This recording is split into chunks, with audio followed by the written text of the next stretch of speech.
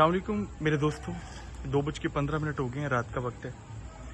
मैं अभी अपने दफ्तर से बाहर निकला हूँ, आपको एक चीज़ दिखाता हूँ मैं। ज़रा ये देखिएगा, एक नशई, दूसरा नशई, तीसरा नशई। वक्त के सताए हुए इन लोगों को अल्लाह ही हदायत दे। फिर दोस्तों,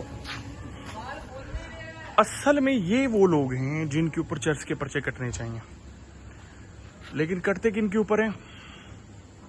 जो अपने घरों में बैठे हैं, जिनकी दुश्मनी है किसी बंदे के साथ, कोई सिविल मैटर चल रहा है, कोई दीवानी मामला, कोई प्रॉपर्टी का मामला, लेन देन होता है, चर्च इनसे बरामद होती है जो उधर लेटे पड़े हैं, डाल उन पर जाती है जो अपने हक के लिए खड़े होते हैं। अल्लाह पाक हम सबको अपने हिफ्ज़-ओ-मान में रखिए। जज़ाकुमुल्लाहु खैरन कसीरा। अल्लाह हाफिज़।